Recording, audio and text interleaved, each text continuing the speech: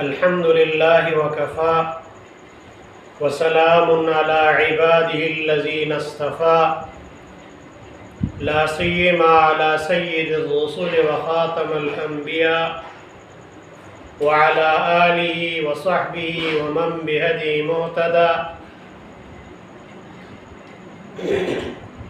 أما بعد فأعوذ بالله من الشيطان الرجيم بسم الله الرحمن الرحيم يا أيها الرسل كلوا من الطيبات واعملوا صالحا صدق الله العظيم۔ میرے محترم دوستوں اور بھائیوں، آج میرے معروضات کا عنوان ہے حلال کمائی کی اہمیت۔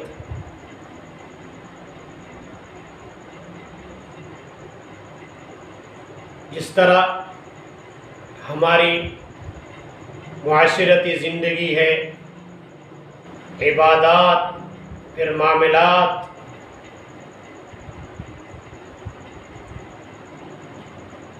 ان کو اختیار کرتے ہیں ہم، تو عبادات کے ساتھ ہمیں اپنے معاملات کی طرف بھی توجہ دینا ہوگا۔ میرے محترم دوستو، امام محمد رحمہ اللہ سے کسی نے سوال کیا کہ آپ نے تصوف پر کوئی کتاب لکھی ہے، یعنی انسان اپنے تزکیہ نفس اور جو اس کے اندر کی پاکیزگی ہے، اس موضوع پر آپ نے کوئی کتاب لکھی ہے؟ امام محمد نے جواب دیا، جی ہاں، میں نے جامع الصغیر میں کتاب البیوع لکھا ہے کہ خرید و فروخت کا طریقہ۔ اور پھر حلال کمائی کی اہمیت، اللہ نے انبیاء کو حکم دیا، رسولوں کو حکم دیا، یا ایھا الرسل کلوا من الطیبات واعملوا صالحا، پاکیزہ چیز میں سے کھاؤ اور نیک اعمال کرو۔ حضرت مولانا احمد علی لاہوری رحمہ اللہ فرماتے ہیں 80% گناہوں کا وجہ حرام غذا ہے، اور 20% انسان کے اپنے نفسانی خواہشات کی وجہ سے گناہ سرزد ہو جاتا ہے۔ مطلب یہ ہے کہ حلال کمائی کی جستجو نہیں ہے، اور حلال کمائی کے ساتھ محنت، اپنے محنت اور مزدوری کی کمائی شامل ہے۔ اور جب آپ حلال کھاؤ گے تو اس کا اثر تمہارے بدن پر پڑے گا، اور تمہیں اللہ تعالیٰ توفیق دے گا کہ آپ نیک اعمال کرو۔ اور حرام کمائی کا تو کوئی چیز قبول نہیں ہوتا، نہ کما ہوا مال، نہ کھا کر پھر عبادت کرے وہ قبول نہیں ہو سکتا۔ تو حلال کمائی کی بڑی اہمیت ہے۔ حضرت مولانا اشرف علی تھانوی رحمہ اللہ نے ایک واقعہ لکھا ہے، فرماتے ہیں کہ ایک میاں بیوی نے آپس میں یہ معاہدہ کیا کہ آئندہ ہم کوئی گناہ نہیں کریں گے، اور اللہ تعالیٰ ہمیں جو اولاد عطا کریں گے انشاءاللہ نیک صالح ہوں گے۔ اللہ تعالیٰ نے ان کو بیٹا عطا کیا، بچہ عطا کیا۔ بچہ تھوڑا بڑا ہونے لگا، کسی نے اس کی شکایت کی کہ اس نے چوری کی ہے۔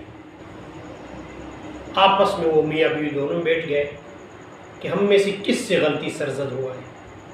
بالآخر بیوی نے کہی کہ یہ ہمارے پڑوس میں جو بیری کا درخت کھڑا ہے، اس کا ایک ٹہنی ہمارے دیوار کی طرف ہے، ایک دن میں نے اس سے 1-2 دانہ کھایا ہے، کھائی ہے تو شاید اس کا اثر۔ تو انہوں نے فوراً کہا یہی اسی کا اثر ہے۔ یعنی حرام مال کا غذا کا اثر اس طرح پڑتا ہے۔ تو انسان کو چاہیے بحیثیت مسلمان، اور اللہ نے ہمیں حکم دیا ہے، اور رسول اللہ صلی اللہ علیہ وسلم فرماتے ہیں طلب کسب الحلال فریضۃ بعد الفریضہ، حلال کمائی فریضہ یعنی جو فریضہ آپ پر فرض ہے، نماز، روزہ، زکوٰۃ، اس کے بعد آپ کے لیے حلال کمائی کی جستجو بھی آپ پر فرض ہے ان فریضے کے بعد، یہ بھی ایک فریضہ ہے آپ، اس کی بھی آپ کوشش کریں۔ انبیاء نے اپنے ہاتھ سے کمائی کی ہے، اور بہترین ذریعہ معاش رسول اللہ صلی اللہ علیہ وسلم نے اپنے ہاتھ اور مزدوری سے اور بہترین تجارت قرار دیا ہے۔ تو میرے محترم دوستو، ہمیں چاہیے کہ ہم اپنے ذریعہ معاش کو تلاش کریں، لیکن حلال طریقے سے، کیونکہ اس کا اثر روحانی زندگی پر پڑتا ہے۔ جب آپ مادی قوت کو حاصل کرتے ہیں، روحانیت تعلقات کے لیے اگر اس میں کچھ خلل ہو، پھر آپ کی اس روحانی قوت کے اندر تاثیر نہیں ہوتی۔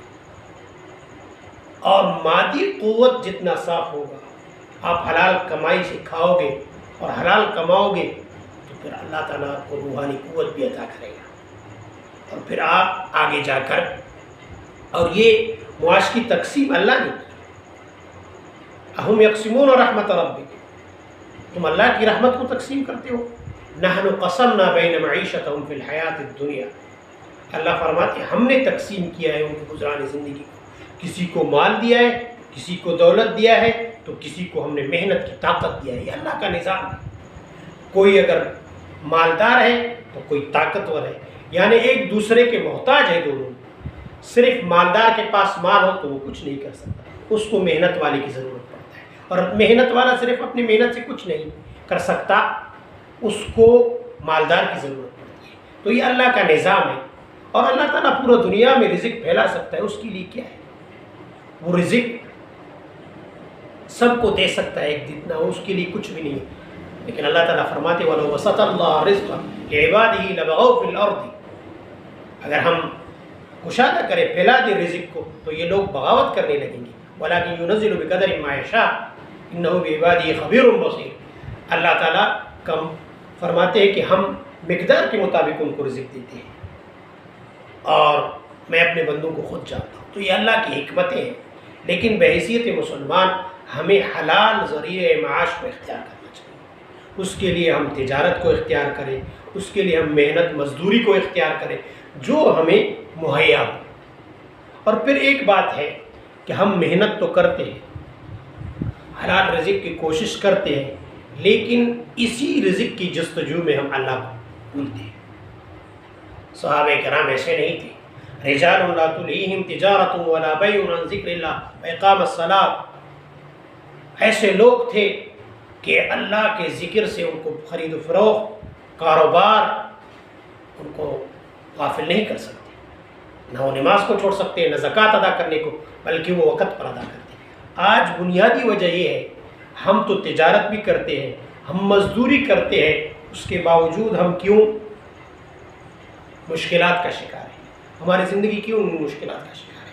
اس پر ہمیں توجہ دینا ہوگا کہ ہم صبح سے شام تک مزدوری کرتا ہے، اور اس کے باوجود وہ پریشان حال اور اس کا رزق تنگ ہے۔ اس کی وجوہات کیا ہے؟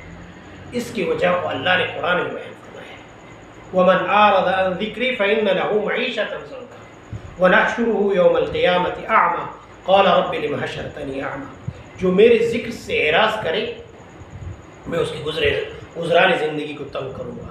علماء نے لکھا ہے کہ اس کا یہ مطلب نہیں ہے کہ اس کو روزی نہیں ملے گا، اس کو روزی ملے گا۔ وہ اللہ کے ذکر سے اگر اعراض کرے، مطلب اللہ کی عبادت نہ کرے، اللہ کے احکامات پر نہ چلے اور دین پر نہ چلے، صرف دنیا کمانے کے پیچھے لگ جائے، تو اللہ تعالیٰ اس کے دل کے اندر حرص پیدا کرے گی ایمان کی، اور اس حرص کے ذریعے سے پھر اس کے زندگی میں بے سکونی ہوگا۔ وہ ایک اگر 5 روپے کمائے گا تو وہ کہے گا اور 5 آئے۔ اسی طرح اس کو رزق تو ملتا ہوگا، مال و دولت اس کے پاس ہوگی، لیکن سکون نہیں ہوگا اس کے پاس۔ اور یہ دنیا کی زندگی میں، آخرت میں اللہ تعالیٰ فرماتے ہیں میں اس کو اندھا اٹھاؤں گا، اور وہ پوچھے گا کیوں آپ نے مجھے اندھا اٹھایا؟ تو اللہ تعالیٰ ان کو جواب دے گا کہ دنیا میں تمہیں مجھے بھولا تھا، آج تمہیں آپ کو بھول چکا۔ تو میرے محترم دوستو، آج تو ہم یہ سب کچھ کوشش کر رہے ہیں، رزق حلال کی کوشش کر رہے ہیں، لیکن پھر ہم اللہ کو بھولتے ہیں، ہم عبادت نہیں۔ صبح سے شام تک مزدوری کرتا ہے، لیکن نماز کی پرواہ نہیں۔ تو ہمیں ان چیزوں پر توجہ دینا ہوگا۔ باقی فریضوں کے بعد رزق، طلب و کسب الحلال فریضۃ بعد الفریضہ، کہ رزق کی جستجو کرنا اور ذریعہ معاش اختیار کرنا اپنے گزران زندگی کے لیے فریضوں کے بعد، اس کو بھی ایک فریضہ قرار دیا گیا ہے۔ اور انبیاء خود اور رسول اللہ صلی اللہ علیہ وسلم فرماتے ہیں سب سے بہترین کمائی اپنے ہاتھ کی کمائی ہے۔ ایک صحابی حضرت سعد بن معاذ رضی اللہ تعالیٰ عنہ، ایک دفعہ آپ صلی اللہ علیہ وسلم نے ان سے مصافحہ فرمایا اور آپ صلی اللہ علیہ وسلم نے ان کے ہاتھوں میں سختی محسوس کی۔ آپ نے پوچھا سعد آپ کے ہاتھ کیوں اتنے سخت ہیں؟ انہوں نے کہا یا رسول اللہ میں مزدوری کرتا ہوں، محنت کرتا ہوں، اس لیے میرے ہاتھ سخت ہیں۔ آپ صلی اللہ علیہ وسلم نے ان کے ہاتھوں کا بوسہ لیا اور فرمایا ایسے ہے، ہاتھ اللہ کو بہت پسند ہے۔ تو میرے محترم دوستوں، مزدور کا یہی مقام۔ پھر آپ صلی اللہ علیہ وسلم نے فرمایا مزدور کا اجر اس کے پسینہ خشک ہونے سے پہلے آنا تھا۔ اسلام شریعت ہمیں کمائی کا ذریعہ بتا رہا ہے، لیکن ہم نے ان طریقوں کو اختیار نہیں کیا۔ تو ہمیں چاہیے ہم تجارت بھی کریں، زراعت بھی کریں اور مزدوری بھی کریں، جو ہمارے لیے آسان ہو۔ باقی رزق اللہ دینے والا ہے، وہ دے تو دے سکتا ہے وہ اپنے مرضی کے مطابق، لیکن ہمیں طریقوں کو اختیار کرنا ہوگا۔ اللہ تعالیٰ ہمیں رزق حلال کمانے کی توفیق نصیب فرمائے۔ وآخر دعوانا الحمدللہ۔